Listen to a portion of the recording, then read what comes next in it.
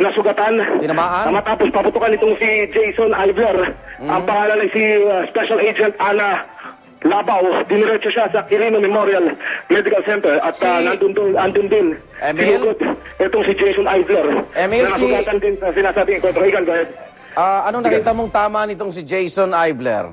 Meron siyang tama doon sa kanyang, parang may sugat-sugat dito. Meron dugong dumadaloy mula doon sa kanyang katawan. Hindi ko malaman, Igan. At nasa na ngayon si Jason? Dinala ito sa Quirino Memorial Medical Center. Kasama yung special agent ng NBI din na nasugatan. Diniretso nito lang. Ngayon lamang, kaalis lamang ng sasakyan. Yung private vehicle na pinagsakyan. Doon sa special agent, nasugatan pati na. Dito kay Jason Ivler, patuloy na kiniklear at tinalayo Ibig sabihin, paglapit sa basement ng mga NBI, unang tinamaan si Special Agent Ana. Tama yan, Igan. Tama yan. Pagbaba doon sa basement, galing doon sa ground floor yung rating team, bumaba dito sa basement. Pagbaba sa basement, paglapit ng mga operatiba ng NBI doon sa pintuan, doon sa kwarto na sinasabing tumutuloy itong si Jason Ivler. Nagpakutok ito ng ilang beses. Ang una kong dinig, Igan, ay parang short para mang ginamit. Okay. Nung lumaon, lumakas na yung tulog eh. At nakita mo, meron doon sa basement na iwan pa niya yung M16? Meron ako nakitang mga magazine at basyo ng bala rito sa kanyang kwarto, maging doon sa labas ng kanyang silid. At meron din tayo nakitang caliber 45 dito, kung hindi ko nagkakamali. Dito sa lamesa. Nasaan ngayon yung nanay ni Jason Ivler? Si Marlene Aguilar ay aarestuhin din ng NBI pero hindi ko pa siya nakikitang inilalabas mula dito sa Sanchez area. Pero yun ang instruction na Igan. Arestuhin din si Marlene Aguilar, yung kusinero nila na unang pinagtanungan at sumailalim sa tactical interrogation ay kinuha na rin ng operatiba ng NBI dahil ito yung unang tumatanggi. Kaharap yung mga television camera ay tumatanggi ito na sinasabi niyang wala roon si Jason Ivler. Sa tingin mo dun sa basement, Emil, matagal lang doon nagtatago itong si Jason? Ayon doon sa intel officer ng NBI, sa pamamagitan ng impormasyong ipinarating noong kanilang asset, ilang linggo na tumitigil dito si Jason Ivler. Ito na yung bali, ikatlong beses na itong niread, Igan, itong target area na ito. Gaano katagal yung palitan ng putok? Sa ating pagtansya, kulang sa kalahating oras na walang tigil na nagpapaputok yung magkabilang panig. Okay. Yung NBI operatives ay napilito na rin daw paputok dahil nga lumalabitong si Jason Ivler. Nagkakasigawan, tumaas masyado ang tensyon. At pati yung mga kasama natin sa yung buong news team ay napadapa na dahil talaga walang tigil yung putukan nila. Nung nakita mong nilalabas na duguan si Jason Ivler, sa tingin mo ba critical ang tama nito? Sa aking pakiwari, mukhang ano ba? Critical ba? May tama ba si Jason Ivler? Critical ba? Critical? Hindi naman.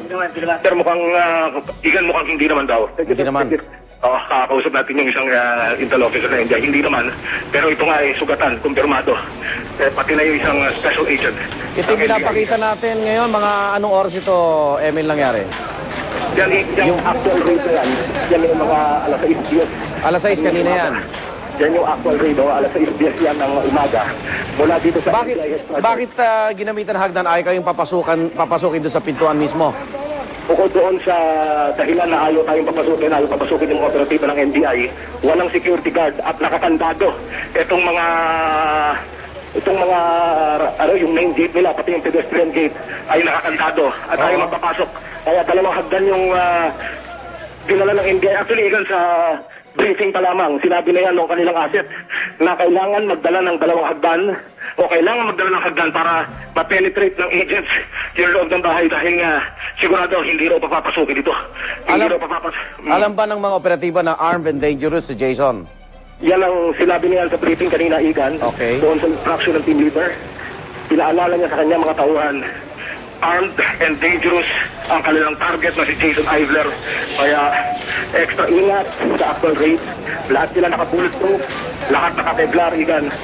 Yung first rating team, yung unang bahagi ng rating team na pumasok.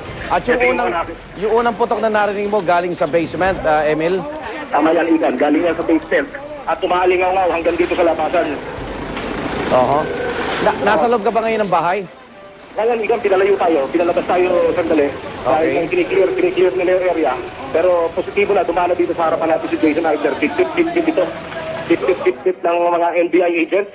Si Marlene Aguilar na lamang, yung kanyang ina, ang hindi ko nakikita ang nilalabas sa mga sandaling ito. May naiiwan pang dalawang abogado ng NBI sa loob.